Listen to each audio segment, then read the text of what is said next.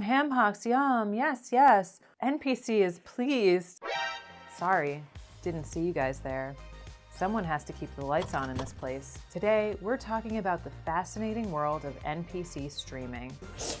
Ice cream so good, yes, yes, yes. For the modern person, being called an NPC by a bunch of hollow-boned iPad kids is a rite of passage. From Skyrim to Grand Theft Auto, gaming has spawned the concept of non-playable characters, but for some conspiracy theorists, NPCs go far beyond gaming. NPCs actually live among us, thanks in part to this guy, a rapper named Daylight, who said in his since-famous Facebook video, "We live in a video game world, bruh. Half of these people ain't even real."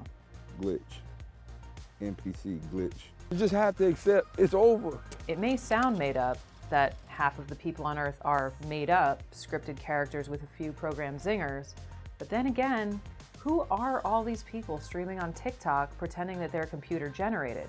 Are they even pretending? Am I really a woman from New Jersey who once had to call out of work because I got my head stuck in a banister? Or am I just a tiny programmatic speck in the fabricated digital world? Let's find out. The formula for NPC streaming is typically one shameless person, usually in cosplay, plus a front-facing camera, plus TikTok Live, and finally, a series of words and actions that correspond with monetary gifts. Oh, and don't forget the slow, full-body sway that they do to make themselves look like a character displayed on a video game loading screen. 30 years ago, they thought we'd have flying cars, but instead, we have this, and the word bussy, but I'm not complaining. The trend seemingly started with these two creators named Satoyu727 and Natui Coco, better known by their American nicknames, Ohio Final Boss and Ohio Queen. Yes, even the state of Ohio has become a meme now. During the whole only in Ohio trend, kids on the app gave them these nicknames because Satoyu would always say Ohio in his streams. The chip in my brain is telling me that's the Japanese word for good morning. Made in Ohio. The duo had a habit of playing NPCs on their streams. For instance, Satoyu would often play the part of an NPC Sigma. Then their battle lives would often get screen recorded and reshared with text calling them NPCs. Around that time, the Ohio Boss and the Ohio Queen were also getting nominated for Best Live Creator at the Japan TikTok All-Stars Awards. In turn, their success was an omen for what later happened with NPC streaming. Fast forward to the summer of 2023. The sun is shining, school is out, and on your phone is a woman named Pinky Doll licking thin air and saying, "Ice cream so good." Ice cream so good, yes, yes, yes. Pinky Doll had a unique hold on the average cringe connoisseur. She was unlike anything the Gen Pop had ever seen. Beautiful, strange, tongue-wagging, and proudly playing the part of an NPC. The internet wondered, who was watching this? Other NPCs? Also, how much money was she making and who was paying?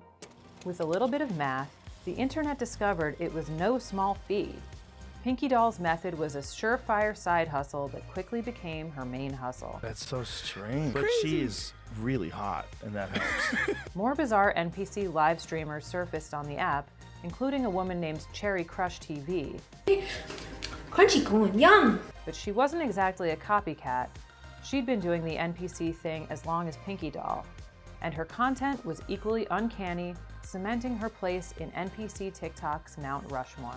Shamelessly, a lot of desperate influencers took up the hobby, from Trisha Paytas to even Miles Morales. Hey, thanks for the rose. Hey, thanks for the rose. Don't think I should GG, my boy. Who knows if they made any money, but it doesn't matter, because we got a lot of content, memes, and trauma out of it.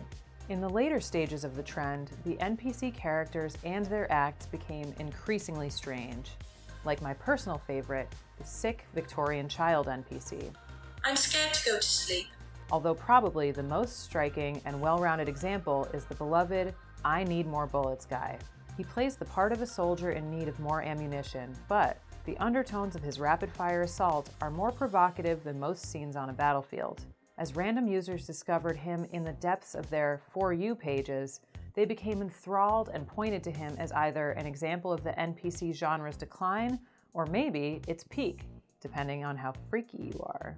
I need more bullets! I need more bullets! Since then, there's also been the Gizzy Overdrive guy who celebrates 100 hot dog gifts by turning into a robot called the Glizzbot, which must eat all of the long sandwiches in the most suggestive way possible. Like those who came before him, he made waves once he was reposted to Twitter and was subsequently labeled as a mark of society's decline into dystopia. What will the future look like in our fool's paradise? The average kid already wants to grow up to be a professional twerker, be bisexual, and eat hot chips, so maybe on the side they'll get 1,000 followers on Beep Boop and start cosplaying as an AI-generated farmer boy? Listen, it's not as bad as it sounds. It's definitely funny and indicative of the human experience, right? It's gotta be in some way. We're sure of it. Right? For right now, though, NPC streaming still has a lot of wiggle room. There's at least 3 more memes which are gonna come out of this craze. Maybe you could be one of them if you work hard and softly pulse convincingly enough.